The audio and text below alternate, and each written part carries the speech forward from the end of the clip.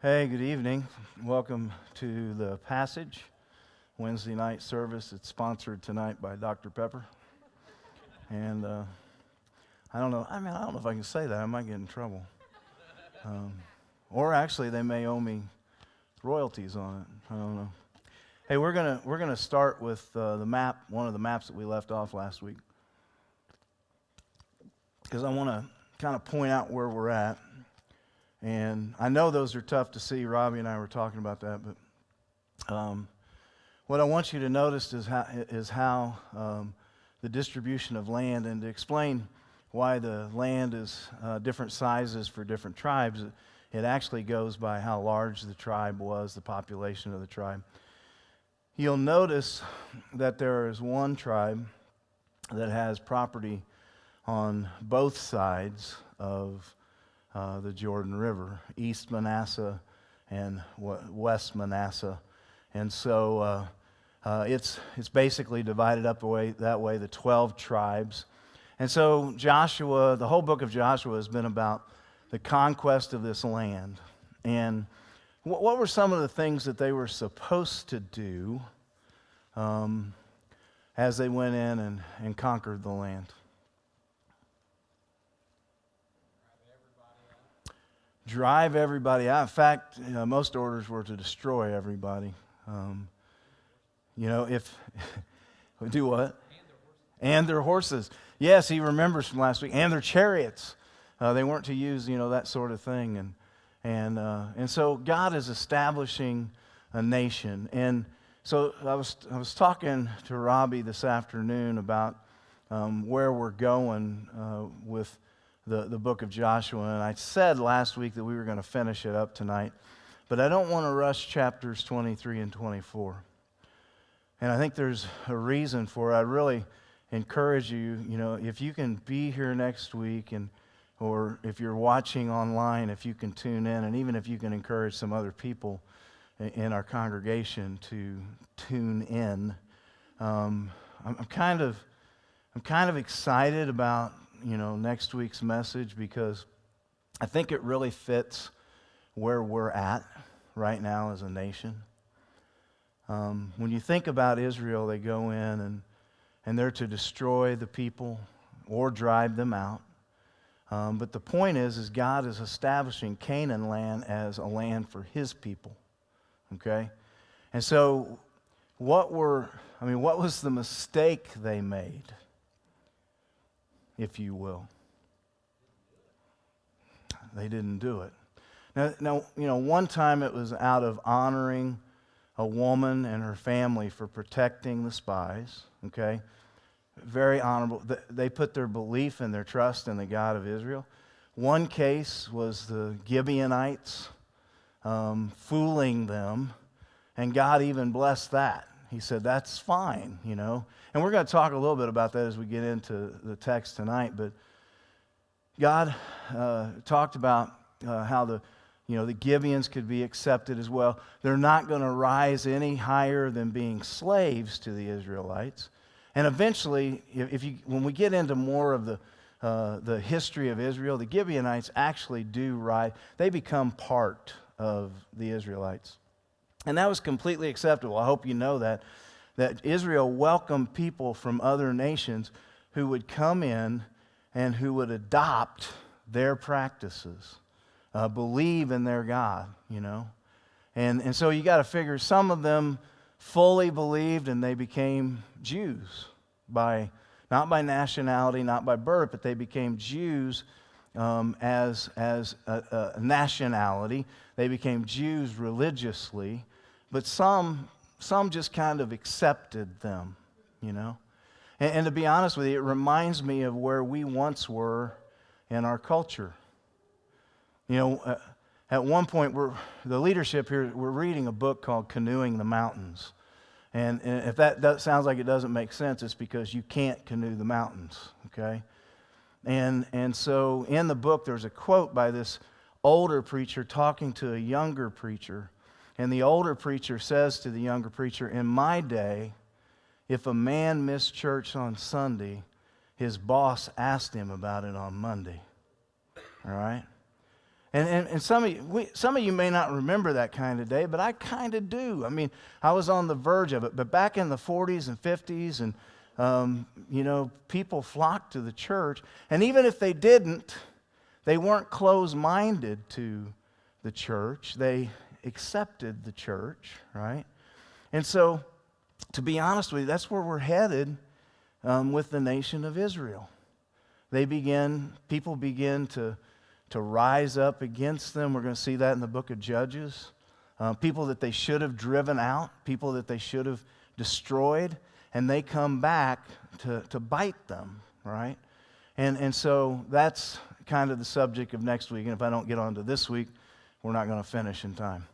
So tonight, we're going to talk about, first of all, in chapter 20, Joshua chapter 20, it talks about the cities of refuge. And I just want to point them out up on this map. And you can't see it real well, but he's going to help us. And I'm going to start on the east side of the Jordan River, which would be your left side. Okay? And so on the north border in East Manasseh, there's the city of Golan. Okay? And so he circled that for us up there. And then just to the southeast in the tribe of Gad is the city of Ramoth Gilead. All right? On the map there, and maybe even in your Bibles you have a map that kind of shows this same thing. And then down in Reuben, there's a city called Bezar that is the third city of refuge on the eastern side of Israel, on the eastern side of Jordan, of the Jordan River. Okay? So there's three on the eastern side of the Jordan, and so he's got it down here. We have Golan, Ramoth Gilead, and Bezar. And then on the west side, and one of the things I'll say about those cities is the cities on the east side were established by Moses. He's the one who named those cities, who identified those cities as being cities of refuge. On the west side of the Jordan, this can't happen until the land is conquered. Now the land is conquered, the land has been distributed, and so Joshua establishes way up north the city of Kadesh. You see just north of Kadesh the city of Dan. And that area is all, later in Israel's history, that would become the area where Caesarea Philippi was, where the springs were that helped originate the Jordan River. And so, Kadesh, is he trying to be neat about it? All right. So on the west side, and that is in the nation, or the land of Naphtali. The land that was herited to Naphtali. Then you come down to kind of the mid-Jordan River area between the Sea of Galilee and the Dead Sea, and you have Shechem.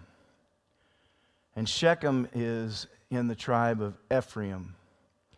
In fact, it's described as being, in chapter 20, it's described as being in the hill country of Ephraim. And then finally, down south, you have Hebron. And Hebron is way down there. It's in the tribe of Judah. And then I wanted to identify a couple other places. One is Jerusalem. Now, at this time, Jerusalem is called Jebus. Jebus. Later, it becomes Jerusalem. And so, if you'll square that off.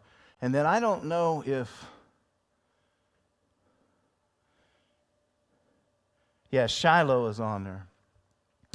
If you'd also circle Shiloh.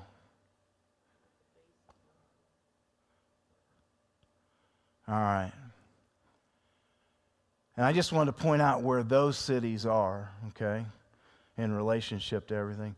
But Shiloh is important because as you read through this section, Shiloh is the political and religious area, center of Israel.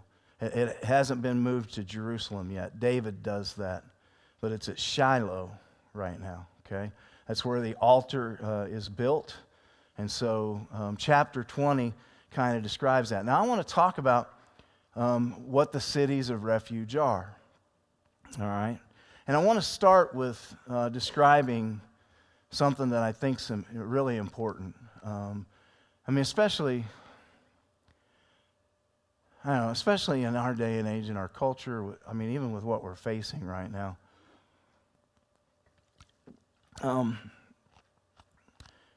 In the Ten Commandments, the commandment, sometimes people say this, the commandment is thou shalt not kill.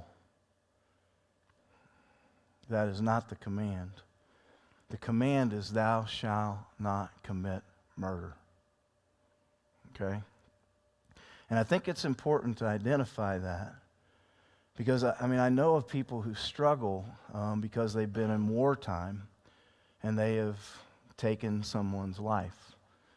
I know that there are public servants, police officers who have either been forced to use, bodily force, deadly, force to stop a threat, and some of them sometimes struggle. Have they broken a commandment? And I want to make it clear that all of that is protected from that command, thou shalt not murder. There's a difference. God makes a distinction in that case. God also makes a distinction, I believe, in the area of self-defense, protecting your family, protecting your home, protecting your property. When I was taking my concealed carry class, one of the things that Tim Drake mentioned to me, or mentioned to the class is, you carry for specific reasons. You carry to protect other people. You carry to protect your life. You carry to protect, the life of your family, all that sort of thing. And so he was just using as an illustration that someone's trying to take your truck. Right? You go out, you confront them. You may even pull your gun as a deterrent.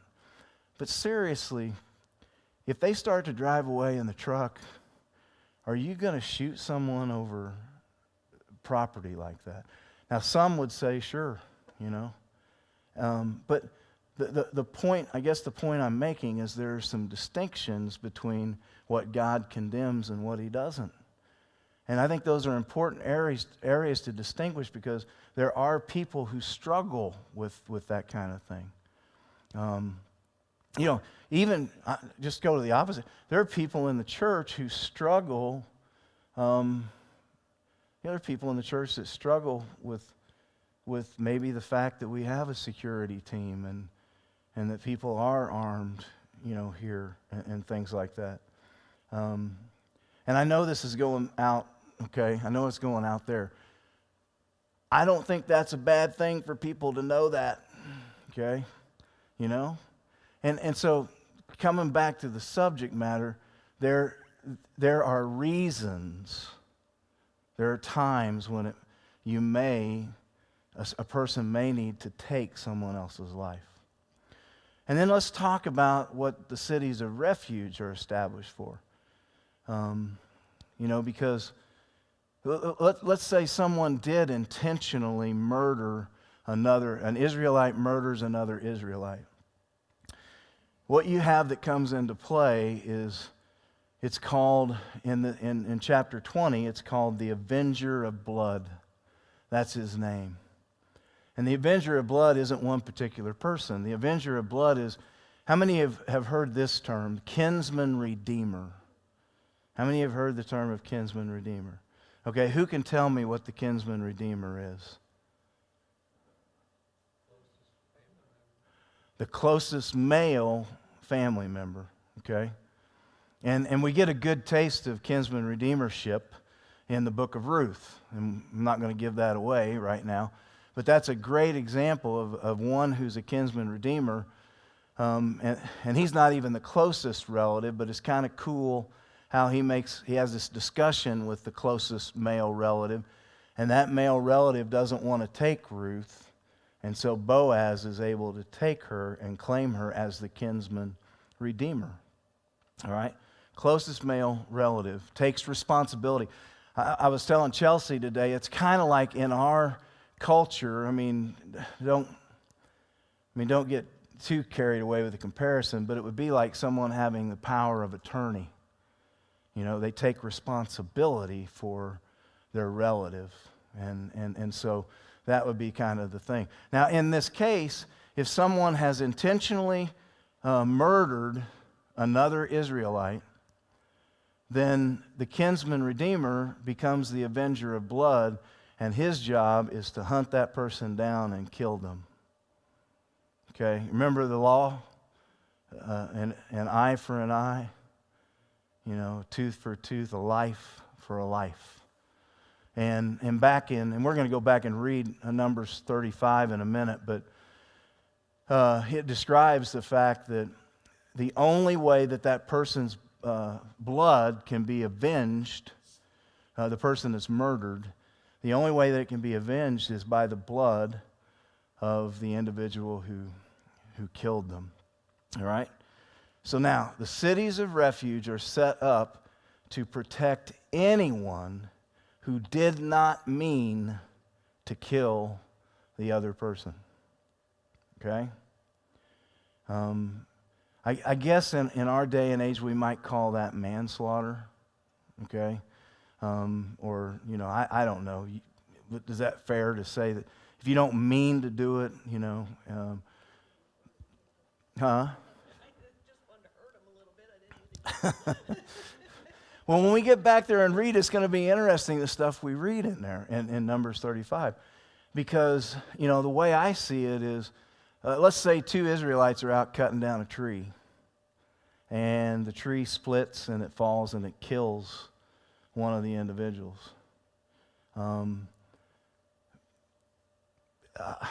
It's an accident. But we all know people who would go a little crazy with that. And so it's, you know, possible the kinsman redeemer might become really enraged and want to avenge his brother, cousin, you know, whatever it is, his life. And so he begins to pursue. The cities of refuge are a place for this manslayer, is what it's called in the ESV. The manslayer, he can go there and he's protected in that city. It's kind of interesting to me that all the cities of refuge, there's 6 of them. I mean, if you notice, as you look at the nation, they're kind of evenly distributed north to south. And that's because, you know, Moses, you know, decided, God told Moses, establish 6 cities of refuge and put them in locations where people can reach them easily and quickly in case they're being pursued by someone who wants to take a life. And they're all Levitical cities, okay? They're all cities of the Levites. Remember when I told you, I think last week or a couple weeks ago, that the Levites are not given land because their responsibility is to serve the Lord. And they do that by, you know, raising sheep and cattle and farming and that sort of thing. So the locations of their cities, there's 48 Levitical cities in all, distributed all throughout Israel. And so, I mean, think about that. What you have in 48 cities spread out over the land of Israel is the presence of the priestly tribe. You know, what benefit can you see from that? Of there being the priestly tribe distributed among the people. I mean, what do you think the benefit would be?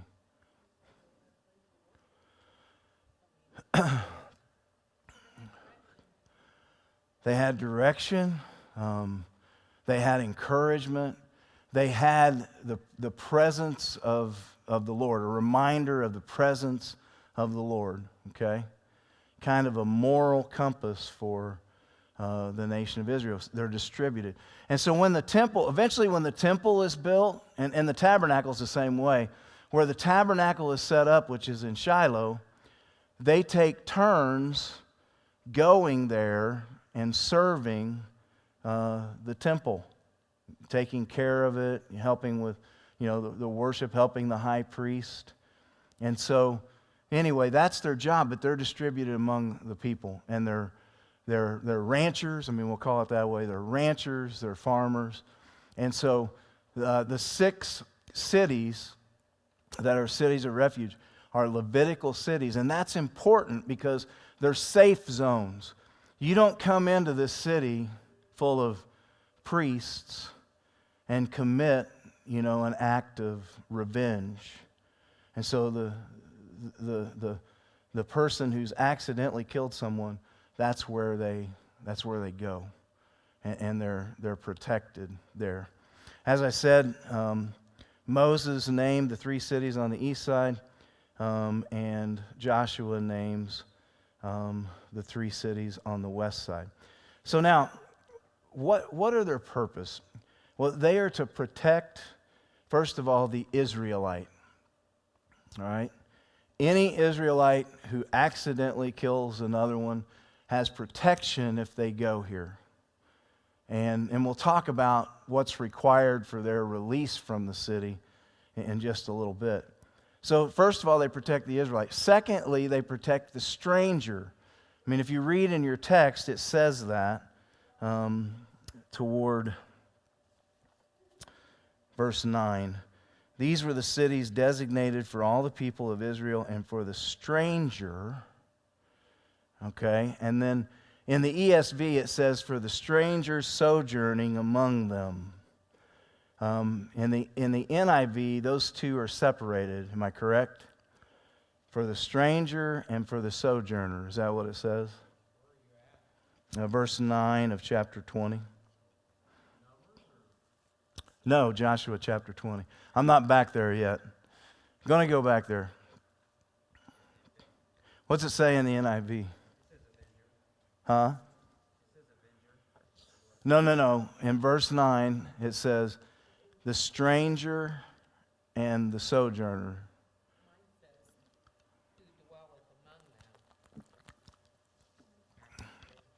Yes. And then does it say the sojourner? It does not. Okay.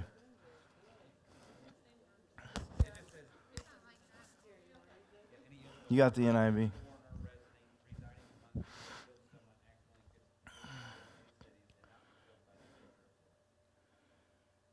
That's the NIV. Okay, so they leave out sojourner. There's actually, the point I'm making is there's 2 more categories. I mean, what is a sojourner? Traveler. Okay? And so let's say you're bringing a caravan of camels through Israel, and one of your camels, you're riding this camel and you accidentally, it's a little out of control, you run over an Israelite, you kill him. The traveler would have protection also in the city of refuge. But now I want to go back to the stranger because it's a different person. The stranger is described as the alien who lives among them. All right? And so an alien living among them. Who would some of those be, do you think?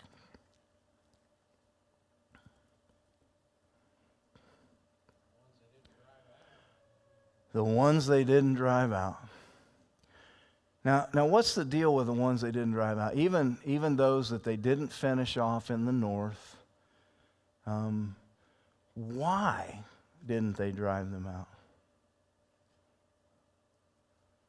I mean, it's really an easy answer. Why didn't they drive the Gibeonites out?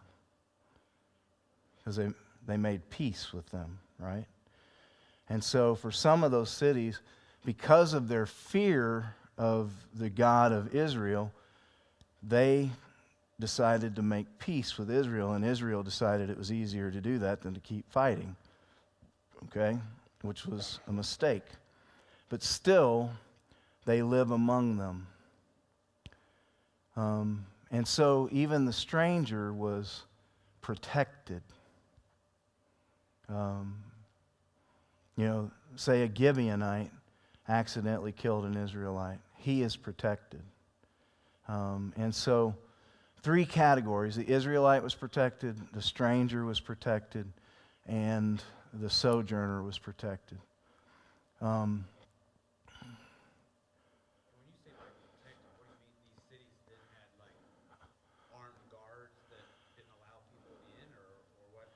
It was almost because of the word of the Lord, all right? God understood. I mean, God understood that if a person was accidentally killed, and let's put it in a real passionate experience. Let's say that a child was accidentally killed by someone else. You know how enraged we become at violence or accidents towards children. I mean, I was trying to think of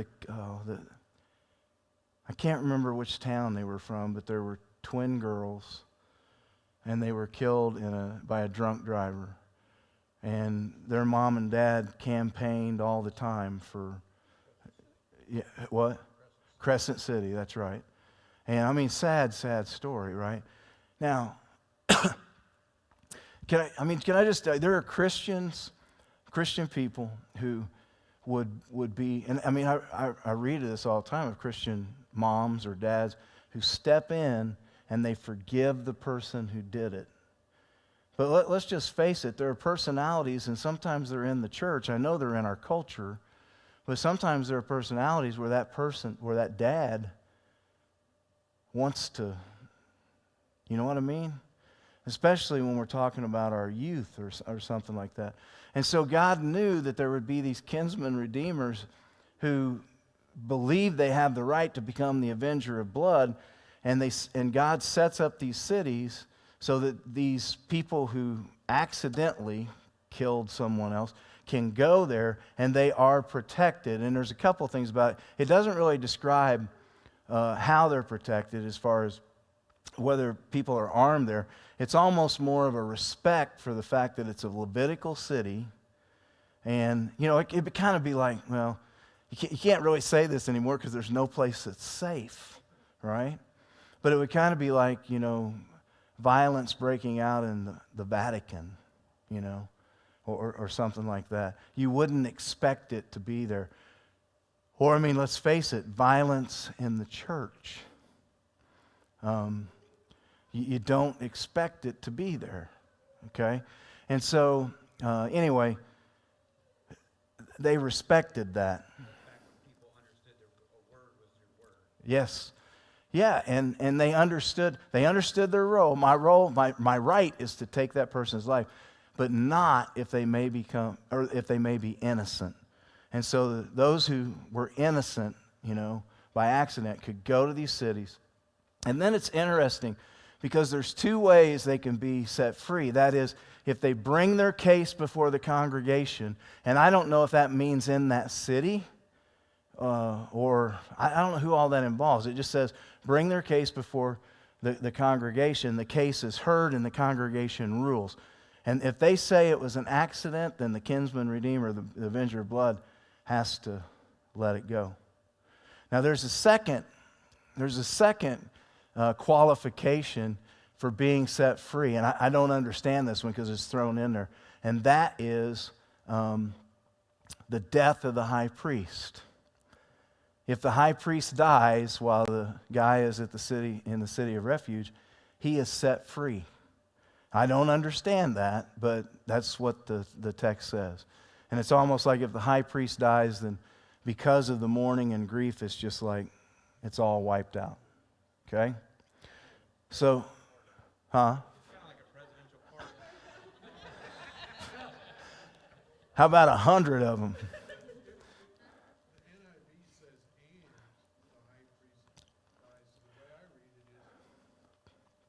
That and shouldn't be there. Yeah. Because what my footnote in the ESV says is that that the statement here in Joshua chapter 20 is a what do you call it?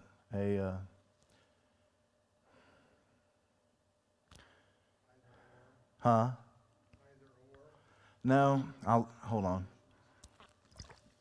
Well, I don't have footnotes in this one. It says that it is a, what do they call it when you, it's a summary of what was said back in chapter 35, all right? And so I think the fair thing to do is go back and I know sometimes people it's kind of, I don't know. Some people like to hear Scripture read and some people don't. I particularly like to read it, and the reason I like to read it is because when I read it, when I read the scripture, I'm not making any assumptions or mistakes. You know what I mean? And so let's go back to Numbers 35. Just a couple of books back. And we are going to read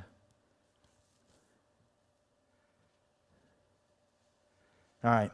I'm not going to read verses 1 through 3 or 1 through 8 because we've already talked about that. 48 cities established for the Levites. 6 of them are to be cities of refuge. And he describes how they're supposed to make sure the Levitical cities are in areas where they have pasture land, okay, so that they have plenty of area to do that. All right. Let's begin in verse 9. And the Lord spoke to Moses, saying, Speak to the people of Israel and say to them, When you cross the Jordan into the land of Canaan, then you shall select cities to be cities of refuge for, that the manslayer who kills any person without intent may flee there. The city shall be for you a refuge from the avenger, that the manslayer may not die until he stands before the congregation for judgment. And the cities that you give shall be your 6 cities of refuge. You shall give 3 cities beyond the Jordan, 3 cities in the land of Canaan to be cities of refuge. These 6 cities shall be for refuge for the people of Israel and for the stranger and for the sojourner among them, that anyone who kills any person without intent may flee there. But if he struck him down with an iron object so that he died, he is a murderer. The murderer shall be put to death. And if he struck him down with a stone tool that could cause death and he died, he is a murderer. The murderer shall be put to death. Or if he struck him down with a wooden tool that could cause death and he died, he is a murderer. The murderer shall be put to death. The avenger of blood shall himself put the murderer to death. When he meets him, he shall put him to death.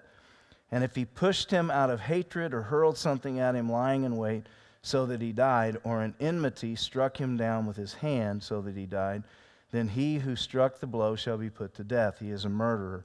The avenger of blood shall put the murderer to death when he meets him. And so you get the idea here that it's an intentional act. All right? Whether it's with your hand, whether it's with a piece of wood, a stone tool, you get the idea. If the whole point of it is they intend to kill the other person. It's out of hatred that they do this.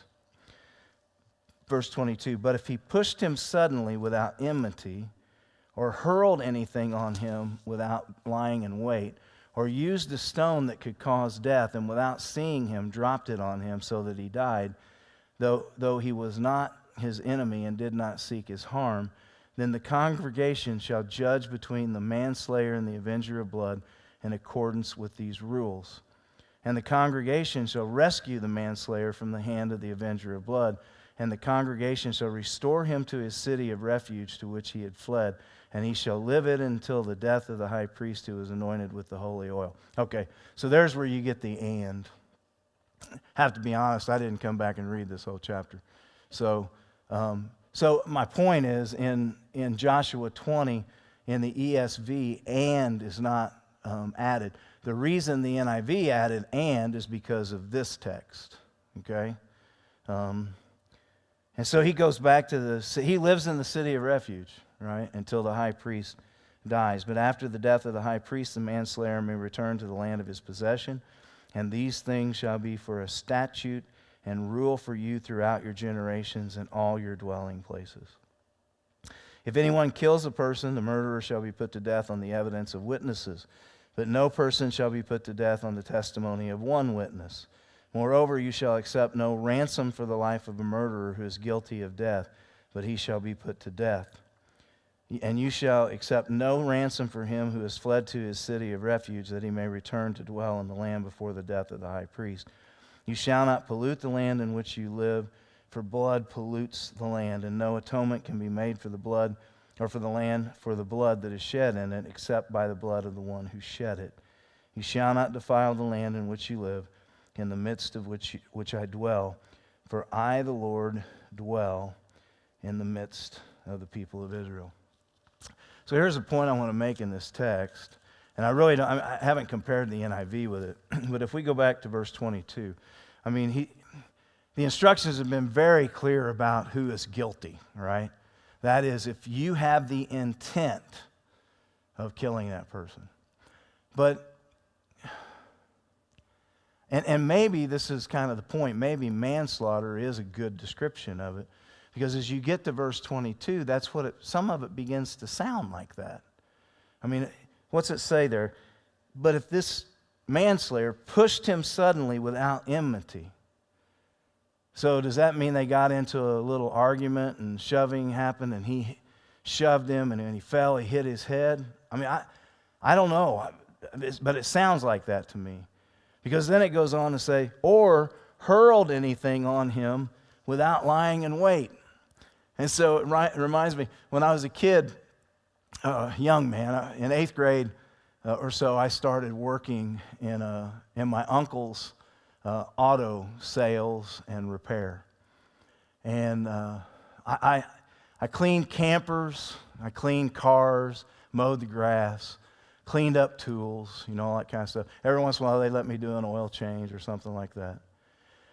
And I got to tell you, it was a dangerous place because my Uncle Bud had a temper, just a hot temper.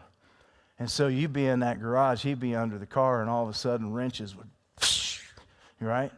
And so I'm thinking about this, he hurled this thing and it hit somebody, in the head. Is that what they're meaning?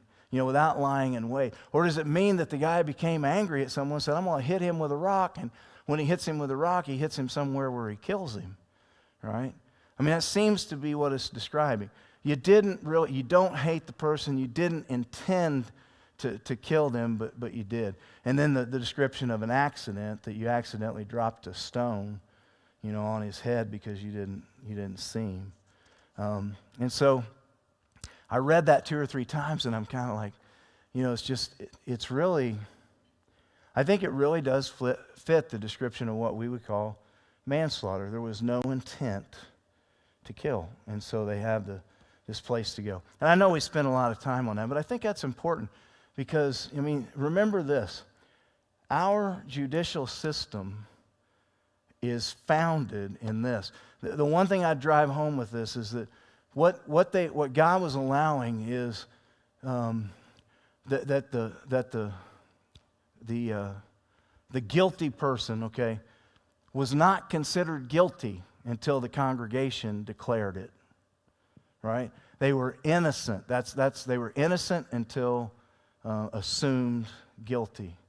And so they had this place to go. And it's to me, it's just a pretty neat system. I guess that's what our judicial system was kind of founded on, to be that kind of safe place. Now, I will admit, it's out of control, but, we've done that. So now, let's go to chapter 21. We won't spend a whole lot of time in Joshua 21, but I do want to read a couple of verses there, because we've actually already talked about this, the land allotted to the Levites. So verses 1 through 3, chapter 21, Joshua. Then the heads of the fathers' houses of the Levites came to Eleazar the priest, and to Joshua the son of Nun, and to the heads of the fathers' houses of the tribes of the people of Israel. And they said to them at Shiloh in the land of Canaan, the Lord commanded through Moses that we be given cities to dwell in, along with their pasture lands for our livestock. So by command of the Lord, the people of Israel gave to the Levites the following cities and pasture lands out of their inheritance. Now, the rest of the verses we're not going to read until we get to verse 41, okay? Because all it is a description of the tribes or of the clans of the Levites and the cities that they inherit. And quite frankly, I don't want to stumble through all of that. Okay? So verse 41. The cities of the Levites in the midst of the possession of the people of Israel were in all 48 cities with their pasture lands. These cities each had its pasture lands around it. So it was with all these cities. I read those two verses to say this. God commanded Moses, you establish 48 cities, and 6 of them will be cities of refuge. And I want you to notice that Israel did it. They did it. They did what God commanded them to do. And they did it as God commanded them to do. Huge point in that, church. For quite some time, we've been distracted. I mean, we have. And what we've got to get back to is doing what God tells us to do and to be obedient to Him. I think Robbie finished his message on Sunday saying that worship of God is obedience. You know, the Bible says that to obey is better than sacrifice. And I don't know, honestly, I think sometimes people, and I'm not saying this about Crossroads, don't hear me saying it, but don't you know people that sometimes it's easier for them to open their pocketbook than volunteer their time? And so I think sometimes God is pointing us to volunteer our time, you know, to get involved, to be a part of things, and to do what He tells us to do. And that's why I read 41 and 42, because I want you to see they did exactly what He told them to do. Now, they don't always, and we don't always. But in these commands, I mean, He says there, these are to be, back in chapter 35 of Numbers, He says, this is a statute and a rule. And so Israel comes back to, you know, what you said a little bit ago about the avenger of blood. His word, I mean, the word, the rule meant more to them, you know, in some areas. And we'll get to that. All right, so that's chapter 21. Chapter 22, all right. In chapter 22, the eastern tribes return home. And we still got the map up there. So the eastern tribes are East Manasseh, Gad, and Reuben. And so remember, Moses had given them a rule that when they cross over the Jordan to conquer the rest of Canaan, that those soldiers, those fighting men, were going to go with them. Well, now after about 6 years of battle, and I mentioned that last week, I mean, this doesn't happen overnight, but it's about 6 years that it takes. I mean, by this time, Joshua is 86, 87 years old. And so now they begin to send those troops back home. And so Manasseh, Gad, and Reuben return home. And then we have a little bit of trouble in the nation, okay? Look at verse 10 in chapter 22. And when they came to the region of the Jordan that is in the land of Canaan, the people of Reuben, the people of Gad, and the half-tribe of Manasseh built there an altar by the Jordan, an altar of imposing size.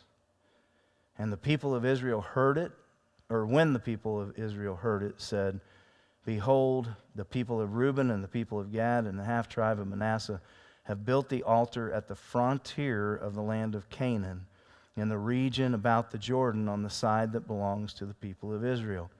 And when the people of Israel heard of it, the whole assembly of the people of Israel gathered at Shiloh to make war against them. All right? So we got an issue here, and I'll just ask you, and I don't know, I haven't checked, but Robbie, do we have any comments from, do we? What are some of the comments from? So earlier when you were talking, Jeff commented, and it's actually 4 comments long. So 4 comments long? because of how long the comment was, he had to break it up into sections. All right, well, go ahead. He said, if the man who accidentally took the life makes it to a city of refuge in time, he is saved from the avenger of blood. Once he arrives, the elders determine his liability through a trial. If he has no liability and the death was a true accident, he is not exiled and no one can touch him. He's free. If it's determined that he does have some liability, he is exiled to the city of refuge until the high priest of Israel dies. The explanation Judaism gives for this is that no man can actually know to what degree someone is liable for an accident and thus cannot know how long to exile him. So they leave it up to Yahweh to determine when the high priest shall die. That's the practical and literal definition of the text. Well, thanks. Then he said, it's one And where? explanation. And ask him where he got that. He said it's one explanation, but again, I found it on the internet. No, I'm just saying. I like what he said. It's one explanation. I mean, that's great because I think that's important to note. And so he's basically saying that if the elders or the congregation finds the person innocent, then they are free to go back. They're not exiled. But the other part of it that he said there was that Yahweh, that God, determines the time of the death of the high. I think if I was a high priest, I would worry about the ones who went to the city of refuge, right? Because the Lord may be saying, my time is short. But anyway, yeah, I mean, great comment. Any others? Okay. And so, again, great explanation. So, and a possible one, right? So, anyway, where was I going now? Oh, what's the problem here?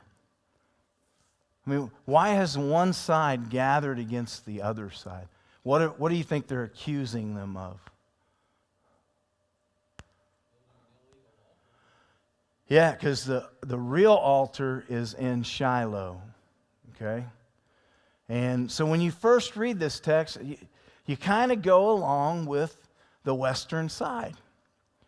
I mean, you think they're correct.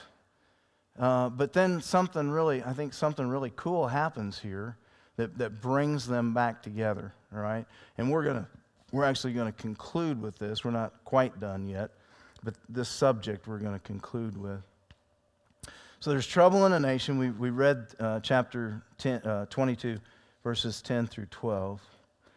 Verse 13, then the people of Israel sent to the people of Reuben and the people of Gad and the half-tribe of Manasseh in the land of Gilead, Phinehas, the son of Eleazar, the priest, and with him 10 chiefs, one from each of the tribal families of Israel, every one of them the head of a family among the clans of Israel.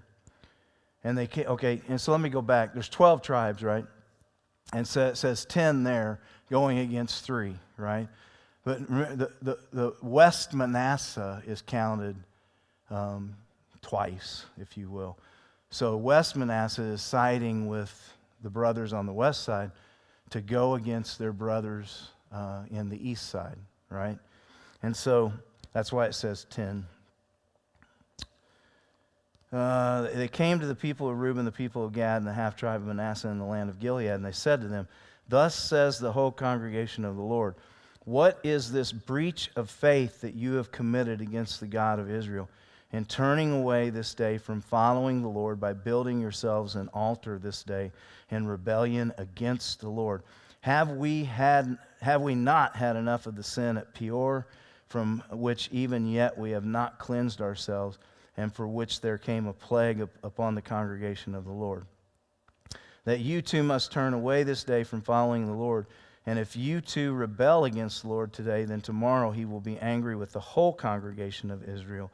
But now, if the land of your possession is unclean, pass over into the Lord's land where the Lord's tabernacle stands, and take for yourselves a possession among us.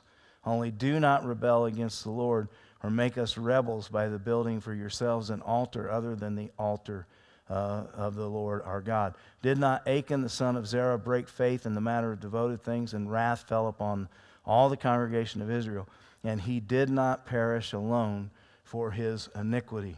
All right, so now, the sin at Peor happened back in Numbers 25, and basically what happened were there were some tribes who engaged themselves with daughters of Baal, okay? Baal was, you know that term, he's a false god, pagan god of the Canaanites. And so they began to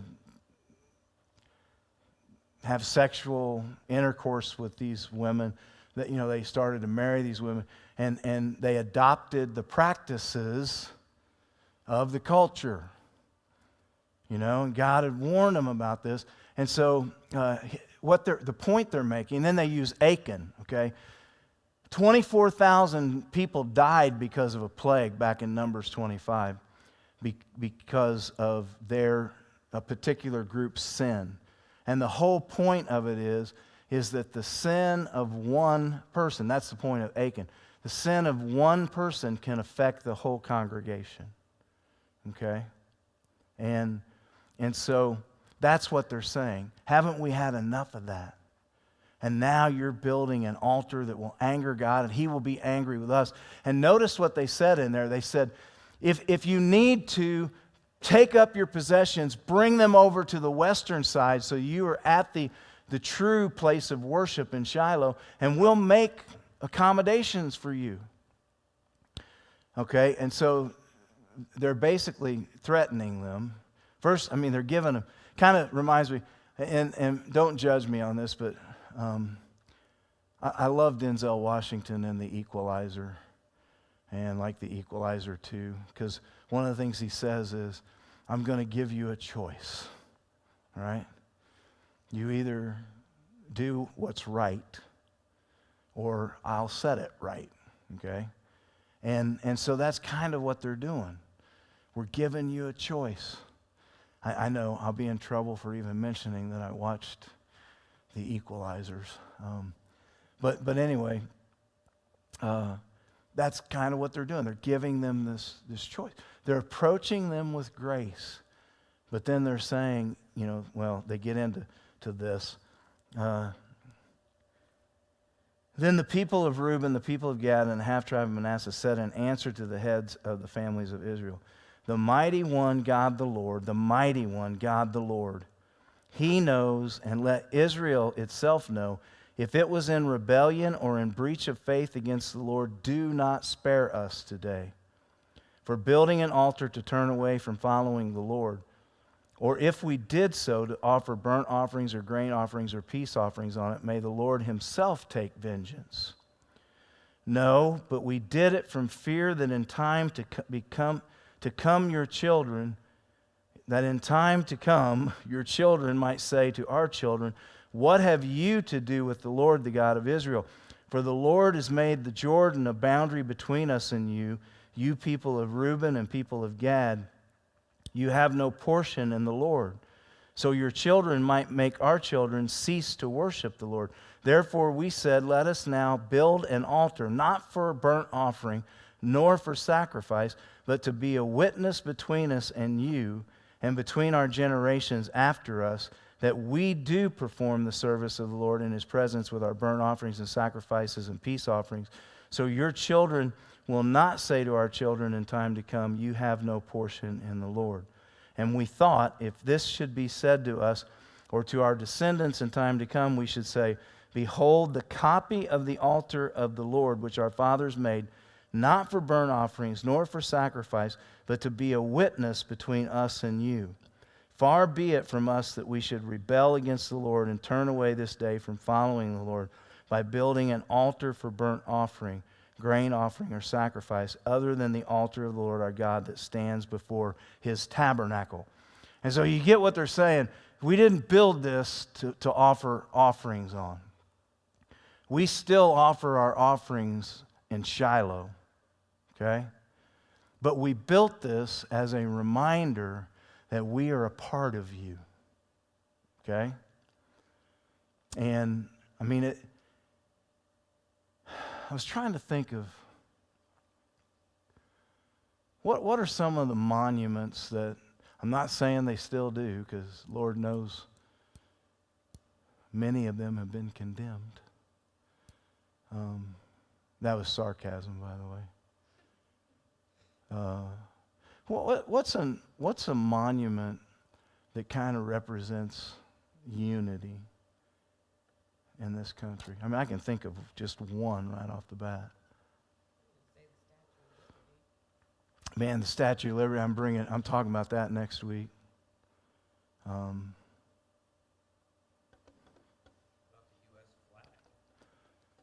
No, I mean, not anymore. I mean, the Liberty Bell, okay. And I think those are all good ones. I think one that is still probably honored by most is the Lincoln Memorial, right?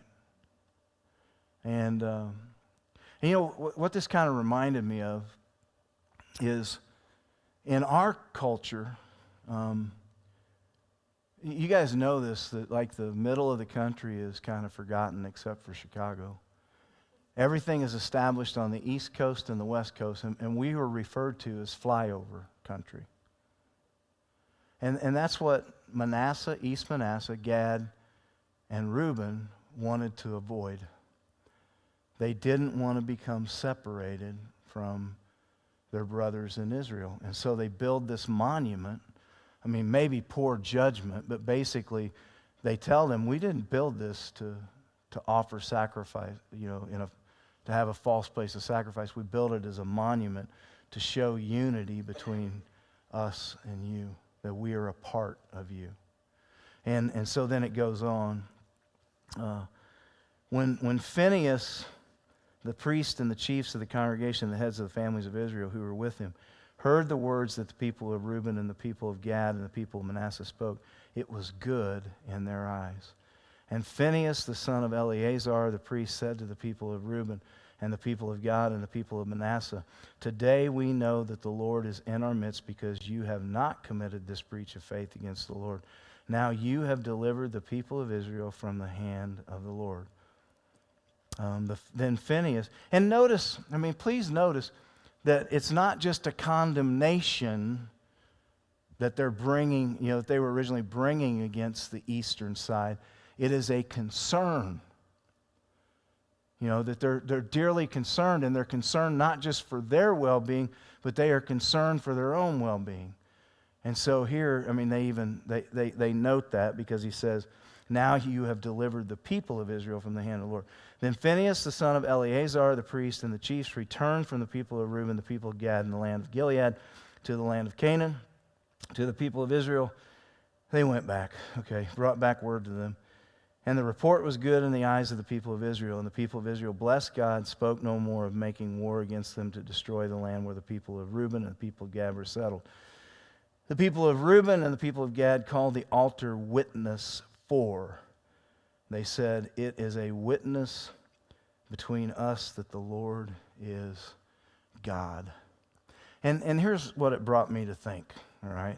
And I'm not going to spend a whole lot of time on this. I mean, open to comments or questions. But what I noticed in the story is that there was dialogue.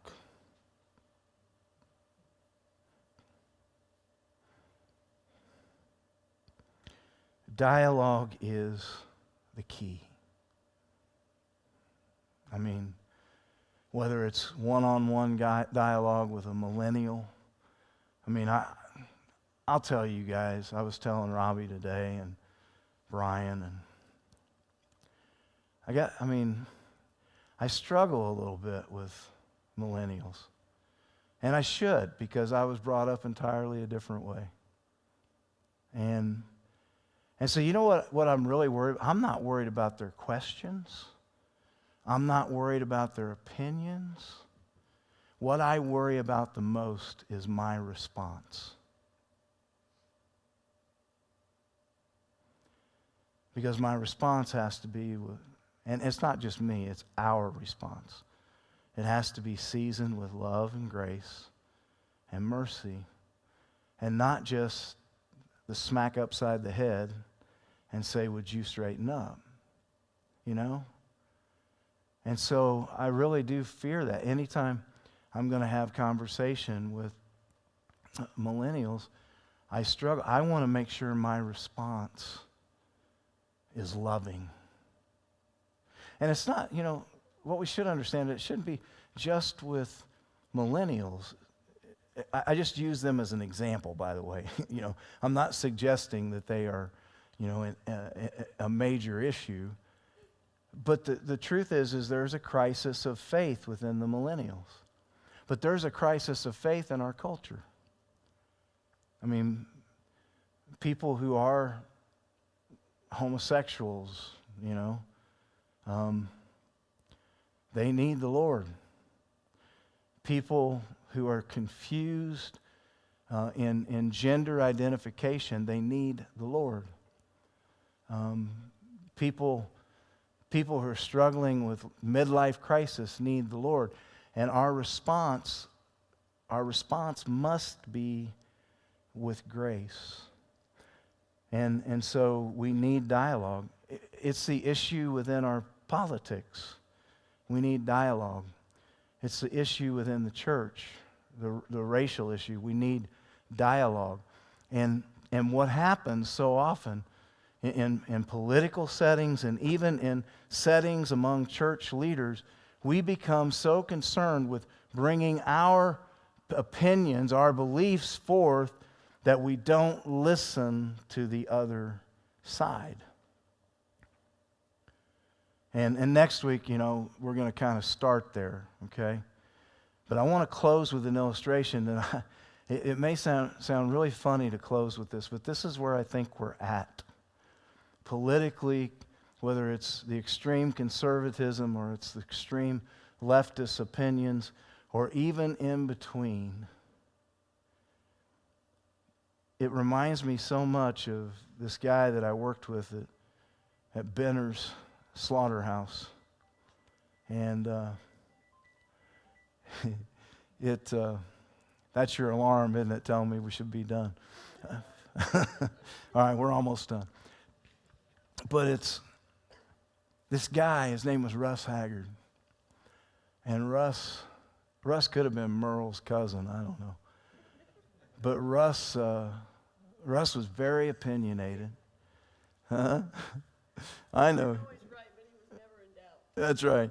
As she just said, he wasn't always right, but he was never in doubt.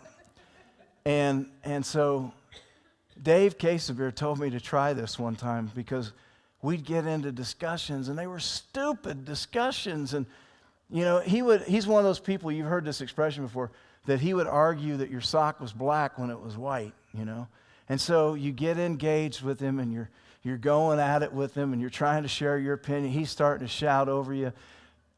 I actually could get to the point where we would be so loud that I would be going, yeah, blah, blah, blah, blah, blah, and he's still trying to scream over me. He doesn't even notice that I'm doing that. And can I tell you something? I think that's where we're at. Culturally, we need dialogue. And you guys know that. I mean, folks, it is a mess. I mean, it's a mess where we're at right now. And that's not a condemnation of Biden becoming president. It's just, it is a mess. People accusing other people. We need dialogue. And instead of trying to shout over each other, we need to sit down, have a cup of coffee, have a pizza, and talk. And I think that's in everything. I mean, it's encouraging one another. It's in our witness as we take the name of Christ to other people and try to evangelize them. It's in our dealing with people who are different than we are. One thing I failed to really talk about there was just how important hospitality was to Israel. And this is where, and we'll start with this next week, but this is where you noted the Statue of Liberty. And I'm going to close with this because we're not going to get into a discussion about it.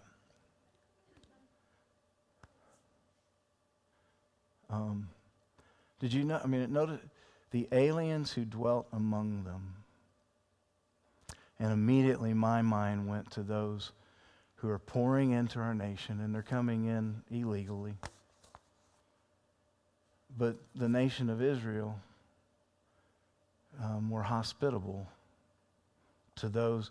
And you know why they're coming. I mean, you guys know why they're coming. They know of our way of life. They know. And it reminds me of what it says on the statue. Bring us, you're tired, you're hungry, you're poor. And that's about as far as I can get. I don't even know if that's right. I mean, isn't that the plea? Now, I told Jennifer, you know, my goal would be for them to gain citizenship. You know, I'm on that side of it. But, man, we are so... Now, where we're at now, I don't know why anybody would want to come here. But I'll tell you something, those people still think that this is a better way of life. And so, anyway, I'll close with that. It takes dialogue and not trying to shout over each other and, you know, not condemning each other.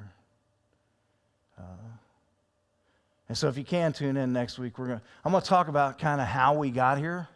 We're going to be more about now, how we got here, and then what we need to return to. And we'll close with chapters 23 and 24 next week. Anything we need to be praying about? Mike Ole, I don't know if they started home yet. That's right. They're going to stay there until like Saturday. Jason Draper's in the hospital. They're going to keep him for a while, trying to gain some weight on him. Mike Lewis, we visited Mike and Lynn this past weekend, or past week, and he had surgery again on Monday, and I think it went pretty well. I'll just mention, I won't go into detail, but I'll just mention Ronnie Day's mother.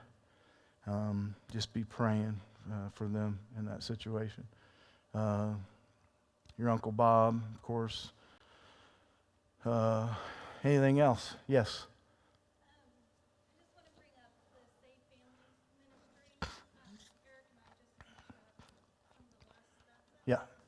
And like you said earlier, it's really putting us in uncomfortable positions because we're scared to death to follow through with it, but we're doing it. So I just ask for prayer for us, for all the families that are involved. Yeah. We got a couple of families already that have applied to be host families. Kathy has agreed to be our kind of our coordinator here. I am going to be the what? Eventually, I'm going to become a coach, but at the same time, I'm going to kind of head that up here, kind of champion that, and so by the way. Safe Families, I know I mentioned we're going to be talking about that again this week. Molly will have the display back here. And we're kind of excited about it because we're trying to draw people into it and encourage people to be a part of it. Hadn't had a chance to talk about it too much yet, but on the 31st in our celebration, it's going to be a time of extended worship, and I'm going to spend some time talking about Safe Families, because I really believe that's a direction that as a congregation we can go. And I mean, if we help out a couple families, you know. And I speak with the moms every single day that I know are going to be participating in it, Uh-huh. job at WIC. And these families, like you said, why do people come to the States? But like people from Chicago are coming to Danville because it's better than Chicago, but they come by themselves with their little Yeah, ones, and they have nothing and no family, yeah, and I'm excited. yeah. Yeah, and I'll talk more about that on the 31st, but thanks for bringing that up, because we do need to be praying about that. So, and by the way, I'm excited that you guys are involved, and Robbie, you mind if Robbie and Megan have applied to be? I know, I know. It's like I knew he couldn't say no because everybody would know what we were talking about. But yeah, we had a meeting with Molly again last week, and we're really looking forward to being involved in it. And yeah, Anybody can be a babysitter. That's a support person for the, Babysit without having to do any of the, like a short term, like a, 3 hour yeah, little, yeah. So, having to go through all the yeah. So, anyway, we'll talk about that more. But yes, we'll definitely pray about it tonight. Anything else? All right. Thanks for your patience. Yes. On my heart, just 'cause I know that I read it. Brian Vanderlyn, of course, with our Uh-huh. Eastern Dominican missions, their newsletter today stated it again. They have shut their country down to where their curfew is from 5 p.m. to 7 a.m. Not allowed outside and no outside weekends. So, no church. It's all virtual, but he said it is locked down tight. So we think we have it bad, and yet here's a third world country that's stricter than we are. Yeah. Does he say anything? I'm just asking because Haiti's on the other side. Have they done the same The thing? newsletter from Eastern, so Right. that Okay. wasn't right. It's just what was in the newsletter. Okay. He's still coming, right? The 28th. Okay. So, all right. Let's pray so that we can break. All right. Our Father and God, we thank you so much for this day. We thank you for this life. And Father, I know over the last couple weeks, I've just been thinking about that, the blessings that we have. I mean, Kyle just kind of brought that up, that a couple times I've had to quarantine for a few days because of fear of exposure, but man, I think for a lot of us, our lives have not been altered that much with this virus. I know some who've suffered from it, and they definitely understand, or they have family members who suffered from it. But Father, I guess the point is in comparison, we are truly blessed. To be able to gather, to be able to worship, and some, I know are still doing that online and virtually, but I'm thankful for those who come. I'm thankful for those who come on Wednesday nights, those who tune in. Grateful for those who gather here to worship, for those who gather in their small groups for support, encouragement. And then, Father, I just want to lift up all those that we mentioned, and so many dealing with cancer right now, and other aspects of health, and Father, just I guess just an honest statement. There are a lot of people right now who are suffering from depression and anxiety and just the stress. I mean, I know we've mentioned this, but I think of people like Kyle's Uncle Bob or my mom, or other people who are in places. My mom's kind of free to come out now, but I think of Sue Mars Bond, that she mentioned that this week she was able to see her mom and dad for the first time in 6 months. And Father, we're just kind of a stressed nation, and then on top of it, all the other things that are going on. And sometimes it's it's not hard to understand that you're still in control, but to see the plan that you're working out. I know that, Father, we see the back of the tapestry, and it looks all jumbled and sometimes mangled, and yet what you're building is something beautiful. And so may we be reminded of that. May we take that hope and that peace into the world as we go. We pray in Jesus' name. Amen.